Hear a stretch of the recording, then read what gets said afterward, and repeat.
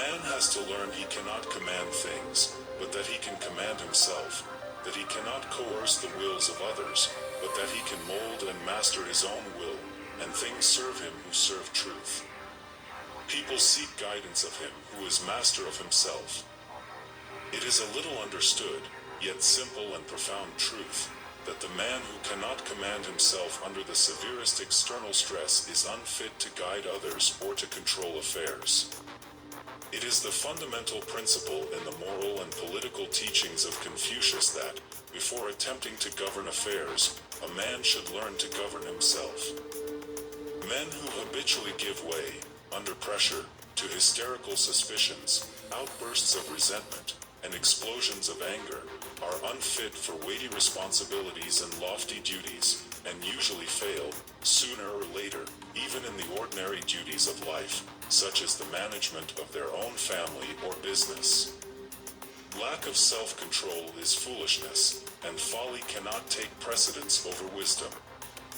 He who is learning how to subdue and control his turbulent, wandering thoughts is becoming wiser every day.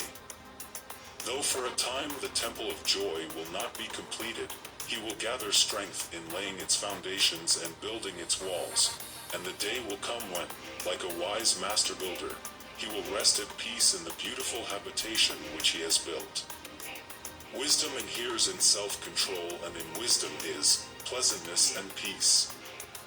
The life of self-control is no barren deprivation, no wilderness of monotony. Renunciation there is, but it is a renunciation of the ephemeral and false in order that the abiding and true may be realized. Enjoyment is not cut off, it is intensified. Enjoyment is life, it is the slavish desire for it that kills. Is there anywhere a more miserable man than he who is always longing for some new sensation? Is there anywhere a more blessed being than he who, by self-control, is satisfied, calm, and enlightened? Who has most of physical life and joy, the glutton, the drunkard, and the sensualist who lives for pleasure only, or the tempered man who holds his body in subjection, considering its needs and obeying its uses?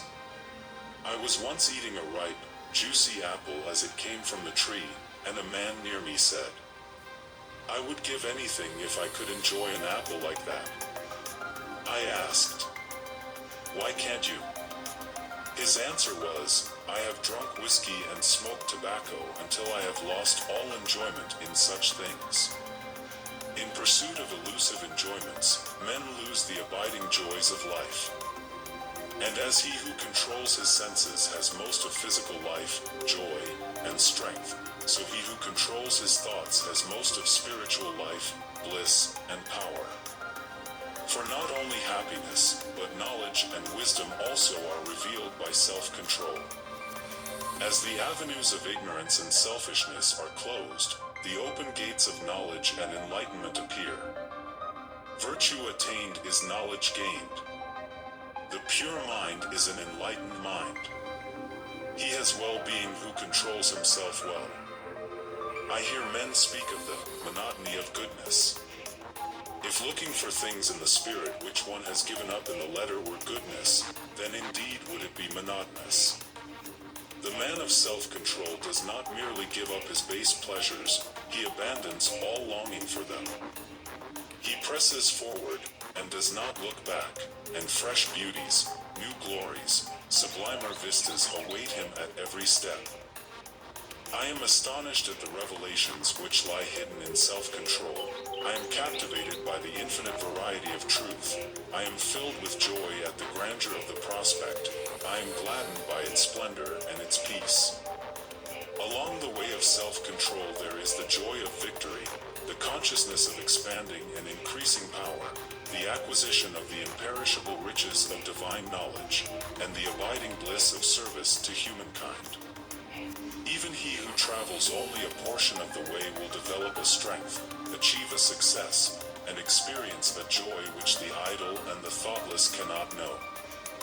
And he who goes all the way will become a spiritual conqueror. He will triumph over all evil and will blot it out. He will gaze with enrapt vision upon the majesty of the cosmic order and will enjoy the immortality of truth. Chapter 5, Simplicity and Freedom. You have known what it is to be physically encumbered by some superfluous load. You have experienced the happy relief of dispensing with such a load.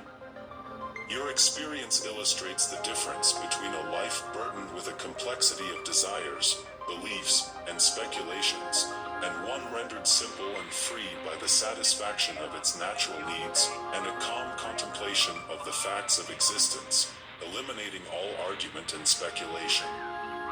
There are those who cumber their drawers, cupboards, and rooms with rubbish and clutter. To such an extent is this carried sometimes, that the house cannot be properly cleaned, and vermin swarms. There is no use for the rubbish, but they will not part with it, even though by so doing, they would also get rid of the vermin. But they like to think that it is there, like to feel that they have got it, especially if they are convinced that nobody else has its like.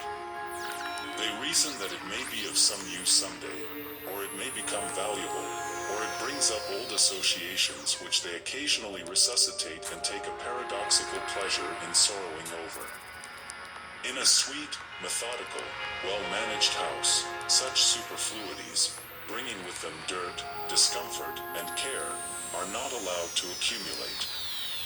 Or should they have accumulated, they are gathered up and consigned to the fire in the trash bin, when it is decided to cleanse and restore the house, and give it light, comfort, and freedom.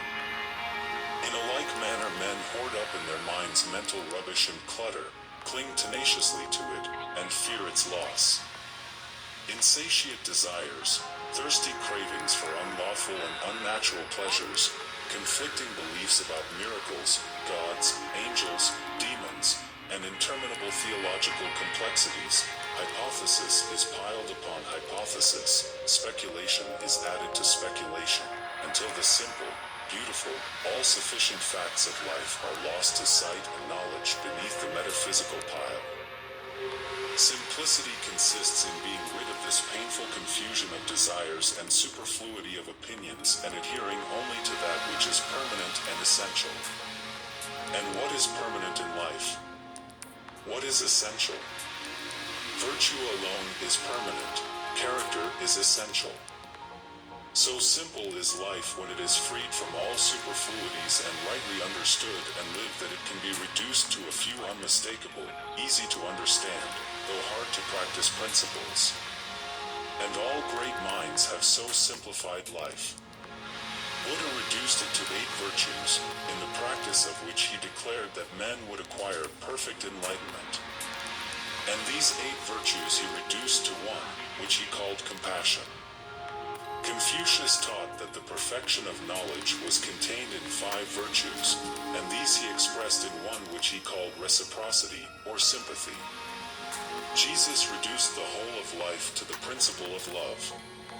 Compassion, sympathy, love, these 3 are identical. How simple they are, too. Yet I cannot find a man who fully understands the depths and heights of these virtues, for who so fully understood them would embody them in practice. He would be complete, perfect, divine. There would be nothing lacking in him of knowledge, virtue, and wisdom. It is only when a man sets earnestly to work to order his life in accordance with the simple precepts of virtue, that he discovers what piles of mental rubbish he has hoarded up, and which he is now compelled to throw away. The exactions, too, which such a course of conduct make upon his faith, endurance, patience, kindness, humility, reason, and strength of will, are, until the mind approaches the necessary condition of purity and simplicity, painful in their severity. The clearing out process, whether of one's mind, home, or place of business, is not a light and easy one, but it ends in comfort and repose. All complexities of detail, whether in things material or mental, are reducible to a few fundamental laws or principles by virtue of which they exist and are regulated.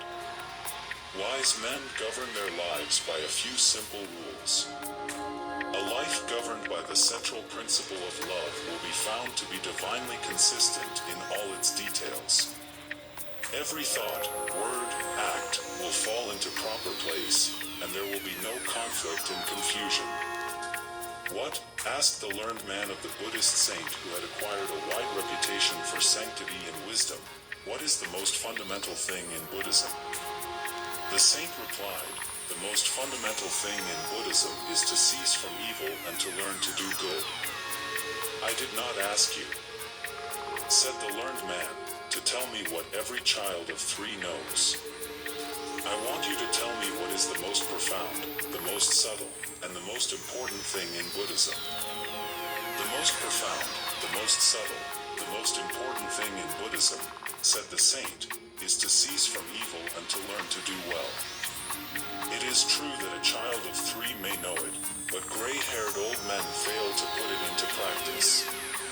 The commentator then goes on to say that the learned man did not want facts, he did not want truth. He wanted to be given some subtle metaphysical speculation which would give rise to another speculation, and then to another, and so afford him an opportunity of bringing into play the wonderful intellect of which he was so proud. A member of a philosophical school once proudly said to me, "Our system of metaphysics is the most perfect and the most complicated in the world." I discovered how complicated it was by becoming involved in it and then pursuing the process of disentanglement back to the facts of life, simplicity, and freedom. I have since learned how better to utilize my energy and occupy my time in the pursuit and practice of those virtues that are firm and sure, rather than to waste it in the spinning of the pretty but unsubstantial threads of metaphysical cobwebs. But while regarding with disfavor assumption and pride, and that vanity which mistakes its own hypothesis for reality, I set no premium on ignorance and stupidity. Learning is a good thing. As an end in itself, as a possession to be proud of, it is a dead thing, but as a means to the high ends of human progress and human good it becomes a living power. Accompanied with a lowly mind, it is a powerful instrument for good. The Buddhist saint was no less learned than his proud questioner, but he was more simple and wise. Even hypotheses will not lead us astray if they are perceived as mere hypotheses and are not confounded with facts.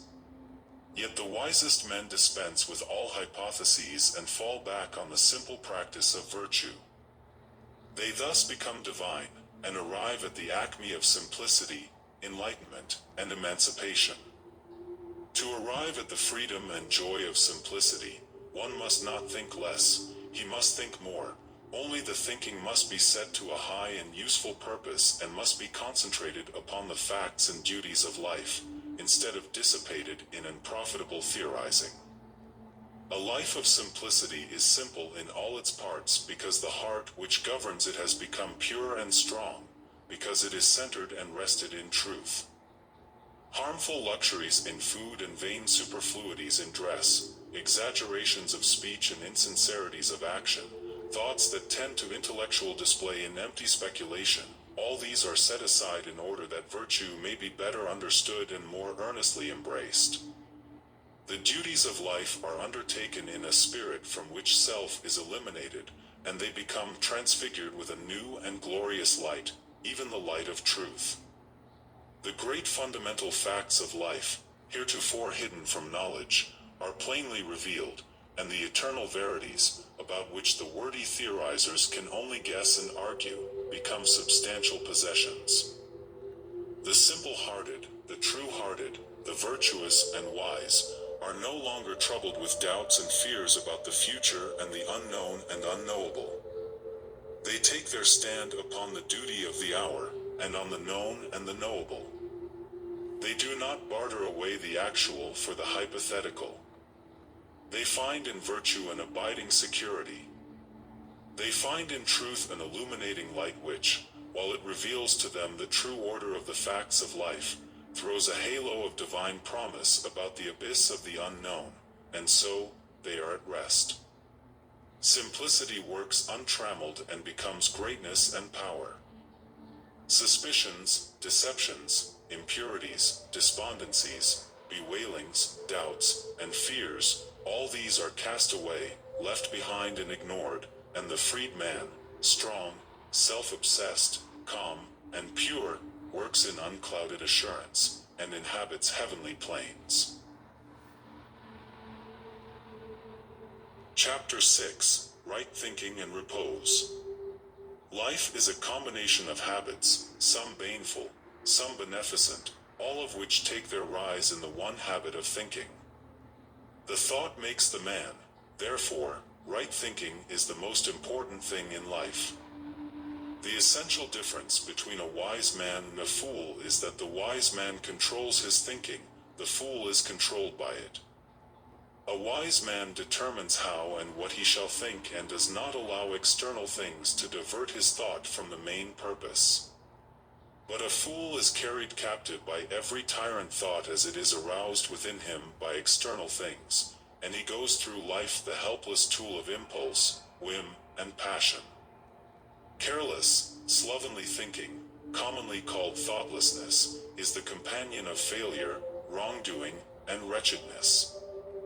Nothing, no prayers, no religious ceremonies, not even acts of charity, can make up for wrong thinking. Only right thinking can rectify a wrong life.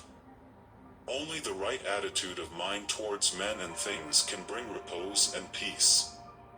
The triumphant life is only for him whose heart and intellect are attuned to lofty virtue. He must make his thought logical, sequential, harmonious, symmetrical. He must mold and shape his thinking to fixed principles, and thereby establish his life on the sure foundation of knowledge. He must not merely be kind, he must be intelligently kind, must know why he is kind. His kindness must be an invariable quality, and not an intermittent impulse interspersed with fits of resentment and acts of harshness. He must not merely be virtuous under virtuous circumstances. His virtue must be of a kind that shall continue to shine with unabated light when he is assailed with vicious circumstances. He must not allow himself to be hurled from the throne of divine manhood by the shocks of fate or the praise and blame of those around him. Virtue must be his abiding habitation, his refuge from the whirlwind and the storm. And virtue is not only of the heart, it is of the intellect also. And without this virtue of the intellect, the virtue of the heart is imperiled. Reason, like passion, has its vices.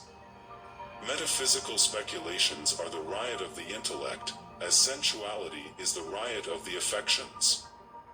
The highest flights of speculation, pleasing as they are, reveal no place of rest, and the strained mind must return to facts and moral principles to find that truth which it seeks.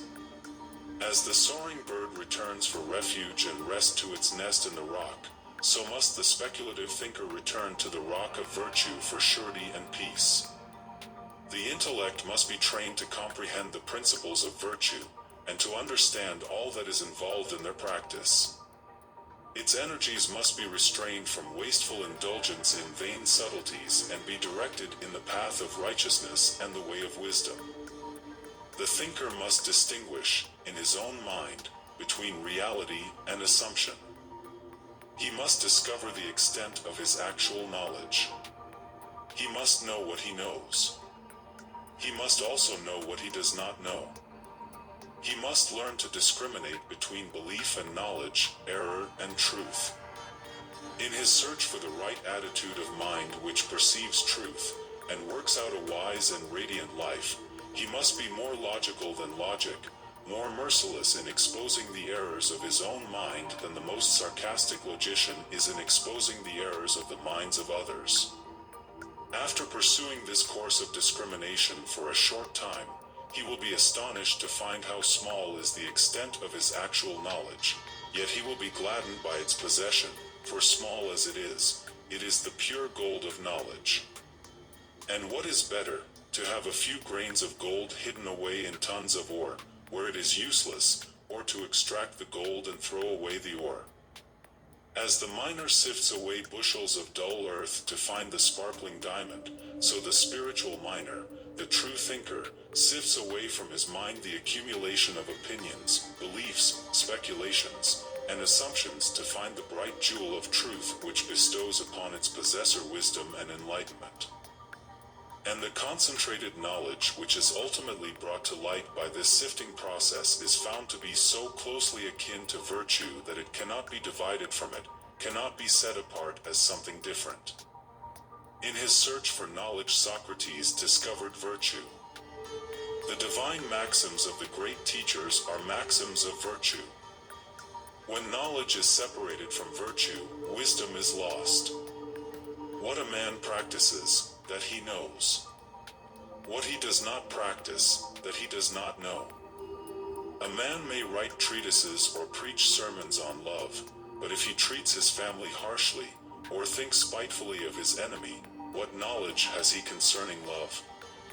In the heart of the man of knowledge there dwells a silent and abiding compassion that shames the fine words of the noisy theorist. He only knows what peace is whose heart is free from hatred, who lives in peace with all. Cunning definitions of virtue only serve to deepen ignorance when they proceed from vice-stained lips. Knowledge has a deeper source than the mere memorizing of information. That knowledge is divine which proceeds from acquaintance with virtue.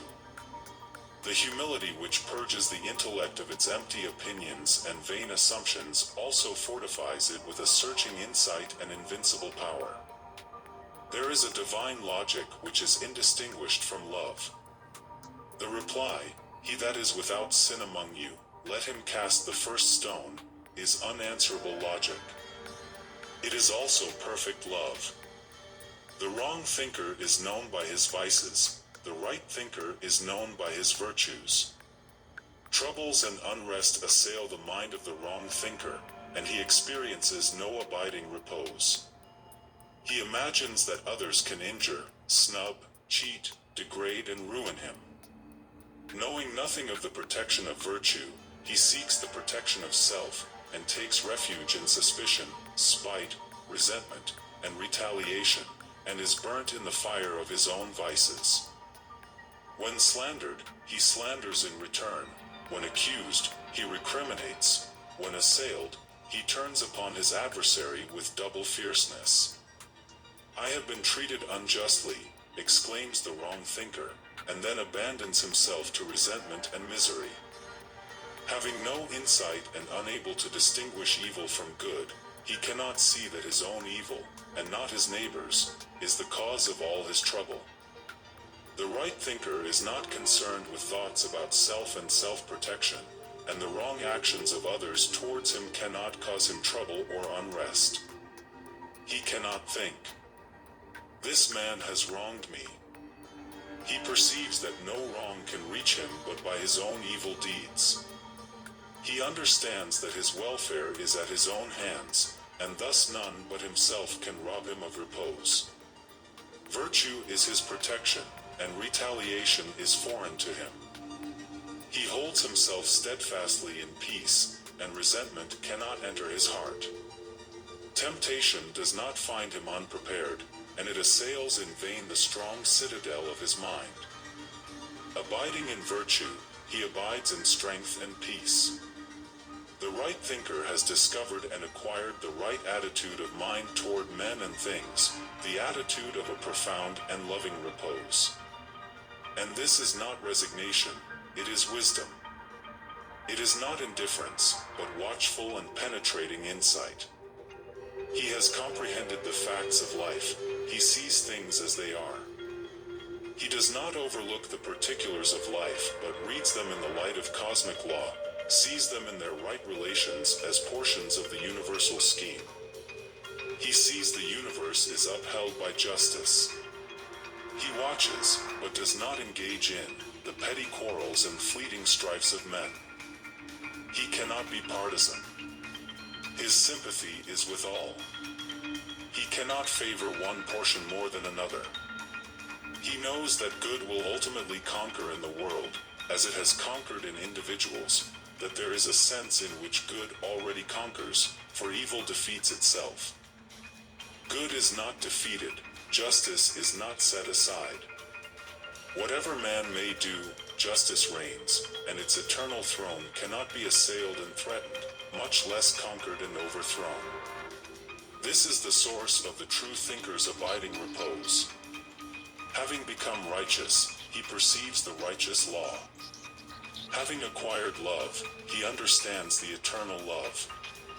Having conquered evil, he knows that good is supreme.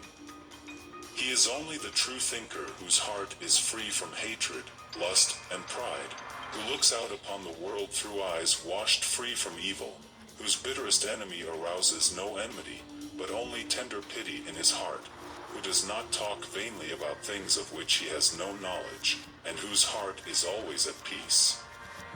And by this a man may know that his thoughts are in accordance with the truth, that there is no more bitterness in his heart, that malice has departed from him, that he loves where he formerly condemned.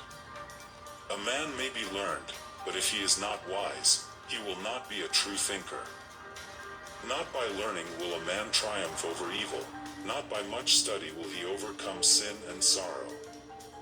Only by conquering himself will he conquer evil, only by practicing righteousness will he put an end to sorrow. Not for the clever, nor the learned, nor the self-confident is the life triumphant, but for the pure, the virtuous, the wise. The former achieve their particular success in life, but the latter alone achieve the great success, a success so invincible and complete that even an apparent defeat shines with added victory. Virtue cannot be shaken, virtue cannot be confounded, virtue cannot be overthrown. He who thinks in accordance with virtue, who acts righteously, whose mind is the servant of truth, he it is who conquers in life and in death. For virtue must triumph, and righteousness and truth are the pillars of the universe.